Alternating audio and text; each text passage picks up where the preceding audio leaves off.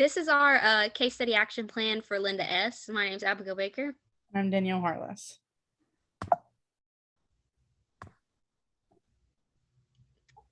Our first slide is the case study summary. Linda S. is a 10-year-old Japanese American. She was born a boy, but she dresses and identifies as a girl. Fumi, her mother, works at a department store, but the job is not stable, and she could lose it any day. Her dad, Harris, works at 2 different fast food restaurants. Her dad has a chronic back injury, which makes it hard for him to work, but he has to keep both jobs to bring in enough income. The kids at her school were not accepting at all. Linda was constantly bullied by the children for doing stuff as simple as using the bathroom. Miss Deacon is the school's librarian. She was quick to help Linda when the students put wet toilet paper in her shirt. She is there for Linda no matter what. Her parents decide to go to the school to talk about what has been going on. They end up taking the bus to the school since they do not have a working car. When they get to the school, the principal helps them create some solutions to the problem Linda is having. When they all get home later that night, they tell Linda what they did at the school, and she gets mad at them, and she claims that she doesn't want to return to that school anymore. The next few slides contain information, graphs, and data about the community and the school. My first point is, according to the United States Census, only about 0.1% of the people in Linda's community are Japanese, which means that the school or the community are not very diverse at all. According to the United States Census, 3,489 of the children in her county were experiencing poverty, which is 21.9% of the children that live there. This is why I do not think that the community is a low-income community. I think that Linda's family is one of the poorer families that live there. According to the United States Census, only about 0.7% of the people in her county use public transportation. And since Linda's parents took the bus to the school, they are part of that 0.7% of the people that use public transportation. In the top left, you can see the mission statement for Linda's school. In the top right, you can see a graph that explains the poverty levels within the races in Oak Ridge, Tennessee. In the bottom left, you can see from the Tennessee State report card the different percentages and the different percentages of the races that attend that school. In the bottom right is a graph of the discrimination against LGBTQ students in the Tennessee schools.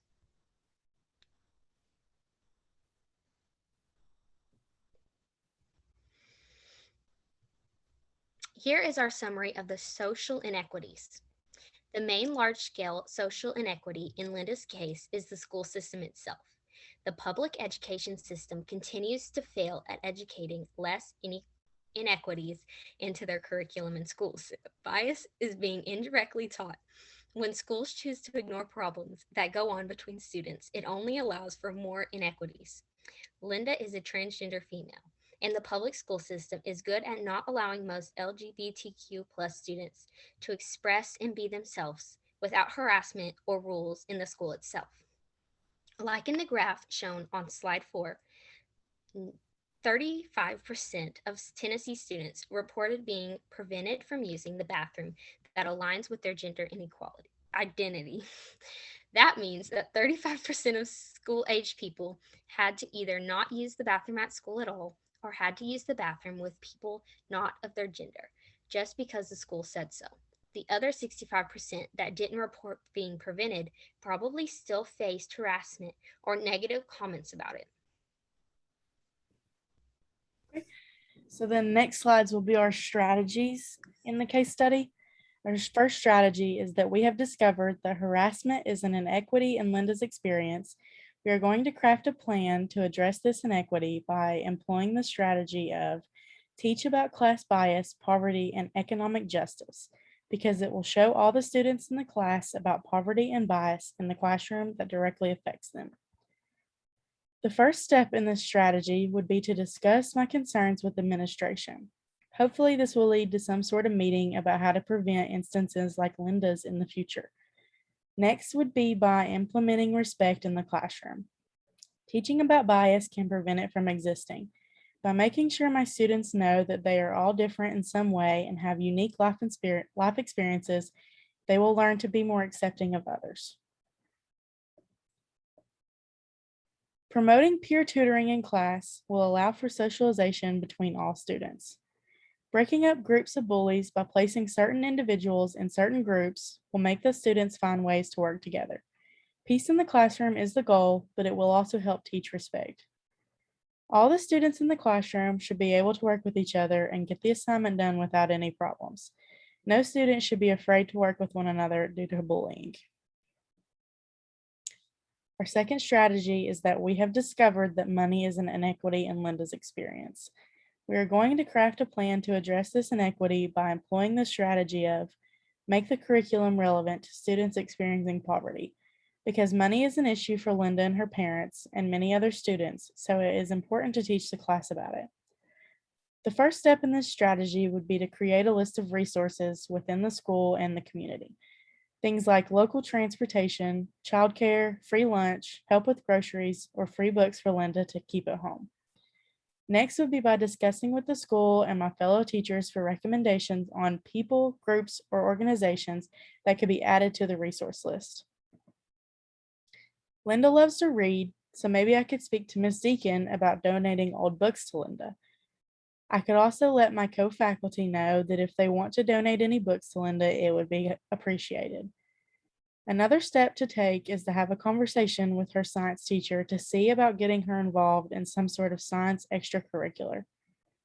As far as making the curriculum relevant to students in poverty, this is important considering Linda's family's financial situation. We don't know how much money they make, so we can't determine if they are in poverty, but they could be in the future. The problem with their situation is the fact about how hard it is to get a living wage paying job given her parents' education and experience. Our third strategy is that we have discovered that trust is an inequity in Linda's experience. We're going to craft a plan to address this inequity by employing the strategy of cultivating trust, because Linda feels that she cannot trust her teachers due to humiliation, and now she feels that she cannot trust her parents because they went to the school. The first step in this strategy is having a conversation with Linda's parents. I must make sure that they're comfortable with me having discussions with Linda about certain subjects. I want to get my point across to them that I care about her education and want her to feel safe at school and in my classroom. I want them to know that I respect them and will do whatever I can to address their concerns in a way that won't embarrass Linda. Trust between the parents and I is the gateway to trust with Linda. After conversating with her parents, I will begin the trust process with Linda. This is a relationship that will take time to build. For young children especially, it can be hard for them to open up to adults about their personal feelings. I want Linda to know how much I want her to succeed in school and be completely herself. I will discuss with her about her love for science and reading to show her that I can pay attention. I will make sure she knows that she can come to me about any emotions she is having, positive or negative. If any more situations happen, like the paper towel instance, she needs to know that she can come to me about it and I won't embarrass or judge her. Linda worries about drawing attention to herself, but this can cause for unnoticed feelings. She should be able to talk to her teacher if she is having any problems at school. Conversation is the biggest thing to building trust. She may have had bad experiences with past teachers that I will have to work on overcoming with her.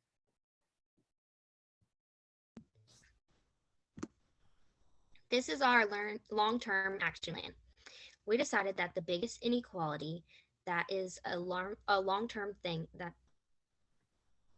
we decided that the biggest inequity that is a long-term thing that is outside of the teacher's sphere of influence is Linda's parents' financial situation. The overall goal for this plan is to ensure that Linda does not end up in serious poverty or homeless because it will affect her education and she could be removed from her parents' care. The people involved will be her father, her mother, their bosses, and family.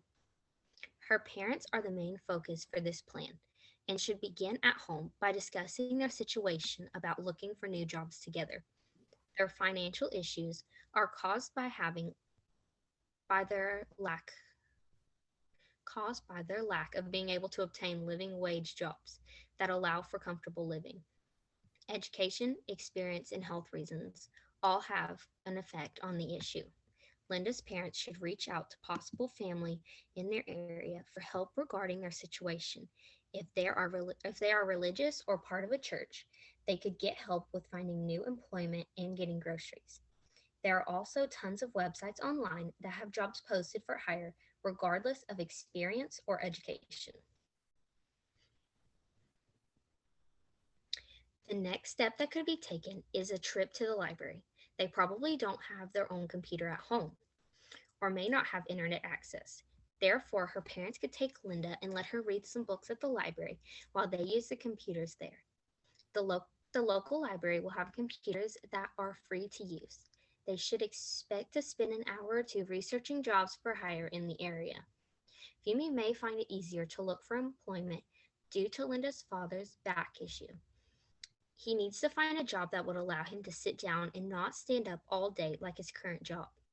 By using the job websites such as Indeed or jobs2careers.com, there are so many possibilities. For example, on jobs2careers.com, there's an opening for a caretaker that pays $15 an hour and no experience is needed. This could be a considerable job for Fumi. There will be some bumps along the way with finding new employment. They need something dependable. There could be a period of time where there is no pay due to switching jobs. Therefore, they should prepare to start the new jobs one at a time to ensure that some amount of income coming in until the first new paycheck begins. The next issue is transportation. They're having car problems currently.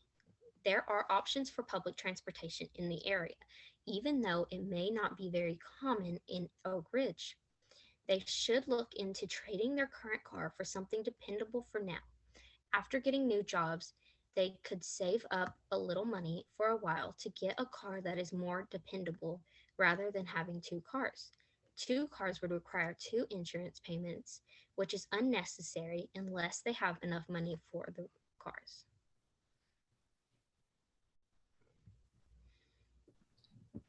The conclusions for our plans is that our short-term plan consists of strategies that include teaching about poverty, bias, and other inequities that affect education.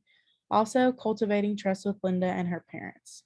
Our long-term plan consists of steps for Linda's parents to take to benefit their financial issues. Our final thoughts are that overall, this case study was an eye-opener to some of the things we will experience in our future as educators. It is sad to see things happen to students like in Linda's case, but it is reality and we have to learn to create plans to solve the inequities we see.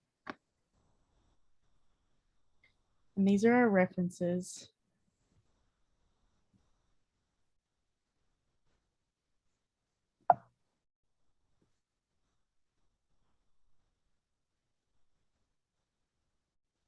Most of the references were used for the data, but we used Gorski for our strategies.